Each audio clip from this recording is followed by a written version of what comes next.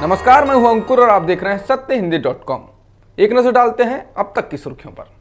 दिल्ली की आम आदमी पार्टी की सरकार में मंत्री राजेंद्र पाल गौतम के बौद्ध धर्म संबंधी कार्यक्रम में मौजूद रहने से विवाद हो गया है। बीजेपी आम आदमी पार्टी और मंत्री पर हमलावर हो गई है। यह कार्यक्रम 5 अक्टूबर को अशोक विजयदशमी पर दिल्ली में आयोजित किया गया था। इसको लेकर समाज कल्याण मंत्री और सीमापुरी से आम आदमी पार्टी के विधायक राजेंद्र पाल गौतम ने ही ट्वीट कर कहा था कि इस कार्यक्रम में वो शामिल हुए थे और इसमें करीब 10,000 से ज्यादा बुद्धिजीवियों ने तथागत गौतम बुद्ध के धम्म में घर वापसी कर जाति विहीन व छुआछूत मुक्त भारत बनाने की शपथ ली। इस कार्यक्रम में हिंदुओं के देवताओं को न मानने की शपथ ली गई। बता दें, यह शपथ बी आर अम्बेडकर ने भी बौद्ध धर्म अपनाते हुए ली थी। 22 शपथ में से ये एक थी।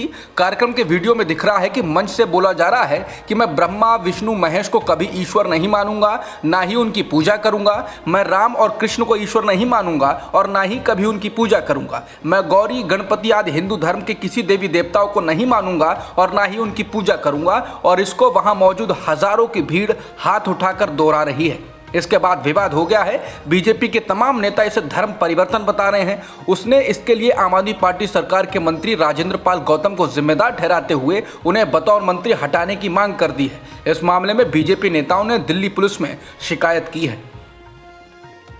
दिल्ली के आम आदमी पार्टी की सरकार में मंत्री राजेंद्र पाल गौतम के धार्मिक कार्यक्रम में शपथ दिलवाने वाले विवाद पर दिल्ली बीजेपी अध्यक्ष आदेश गुप्ता ने कहा है कि एक बार फिर आम आदमी पार्टी का हिंदू विरोधी चेहरा बेनकाब अरविंद केजरीवाल के मंत्री लोगों से शपथ दिलवा रहे हैं कि मैं किसी ब्रह्मा विष्णु महेश को नहीं मानूंगा। तो फिर चुनाव के दौरान मंदिरों में क्या दर्शाने के लिए जाते हो? क्या हिंदू धर्म इतना चुभता है आपकी आंखों में? इतनी नफरत क्यों?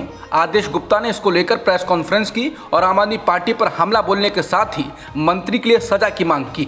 उन्होंने कहा कि आम आदमी पार्टी का इतिहास रहा है कि इन्होंने नफरत फैलाकर और हिंदू देवी देवताओं का अपमान करके राजनीतिक रोटियां सेकी हैं। बीजेपी सांसद मनोज तिवारी ने कहा, यह हिंदू धर्म और बौद्ध धर्म का अपमान है। आपके मंत्री दंगा भड़काने की कोशिश कर रहे हैं। मंत्री को तुरंत पार्टी से हटा देना चाहिए। हम उसके खिलाफ शिकायत दर्ज करा रहे हैं। आरोपों का जवाब देते हुए आम आदमी पार्टी सरकार में मंत्री राजेंद्र पाल गौतम ने CNN न्यूज 18 को बताया, यह कार्यक्रम भारतीय बौद्ध समाज द्वारा आयोजित किया गया था। इसका राजनीति से कोई लेना देना नहीं। एक मंत्री के रूप में मैं सभी धर्मों का सम्मान करता हूं, लेकिन बौद्ध धर्म का पालन करता हूं। हम वही 22 शपथ ले रहे हैं जो बाबा साहेब ने ली थी। उन्होंने कहा कि बाबा साहेब आम्बेडकर जी ने अपने पूरे जीवन में अपमान सहा और आखिर में संकल्प किया कि मैं ऐसी सामाजिक व्यवस्था में नहीं बना रहूंगा जिसमें मैं पैदा हुआ हूं, जिसमें कोई जन्म से ऊंच नीच है। इसके बाद हैदराबाद के निजाम ने उन्हें करोड़ों रुपए देकर इस्लाम अपनाने का ऑफर दिया, लेकिन उन्होंने अंत में बौद्ध धर्म की शिक्षा ली। उन्होंने संज्ञान लिया कि मैं भारत को प्रबुद्ध भारत बनाऊंगा, जहां लोग छुआछूत से दूर हो जाएं और मानवता को अपना धर्म माने। उन्होंने कहा कि हम सभी धर्मों का आदर सत्कार करते हैं, सबकी आस्था की इज्जत करते हैं, क्योंकि बाबा साहेब तो खुद संविधान में अधिकार देकर गए कि सभी को अपने धर्म की उपासना की स्वतंत्रता है। बता दें, बाबा साहेब आम्बेडकर ने 1956 में दीक्षा भूमि नागपुर में 6 लाख अनुयायियों के साथ बौद्ध धर्म स्वीकार किया था। इस दिन को अनुयायियों के बीच अशोक विजयदशमी के रूप में मनाया जाता है।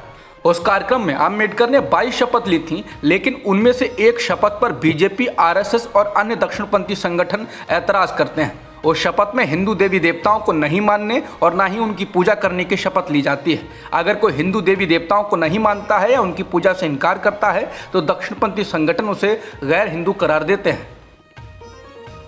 ज्ञानवापी मस्जिद में कथित रूप से मिले शिवलिंग की कार्बन डेटिंग को लेकर वाराणसी के जिला जज के विशेष अदालत ने शुक्रवार को फैसला नहीं सुनाया। अब इस मामले में 11 अक्टूबर को अदालत फिर से सुनवाई करेगी।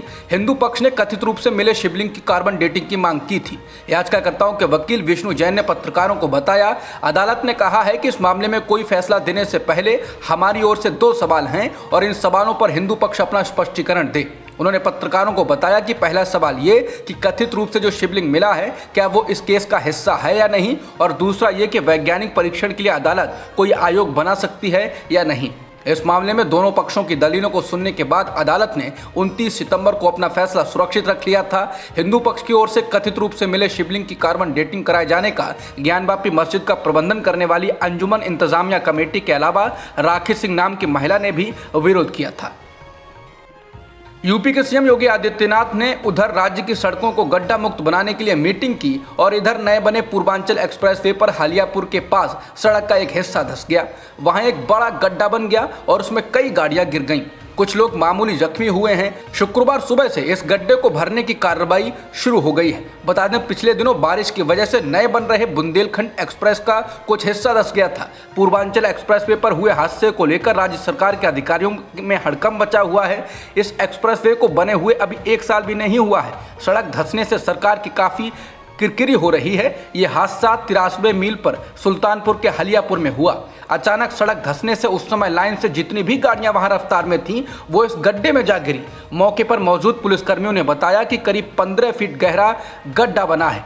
गनीमत ये रही कि इस वजह से कोई मौत नहीं हुई, कुछ लोगों को मामूली चोटें आई हैं। रुपए में एक बार फिर बड़ी गिरावट दर्ज की गई है और शुक्रवार को ये 16 पैसे गिरते हुए 82.33 रुपए प्रति डॉलर के स्तर तक पहुंच गया है।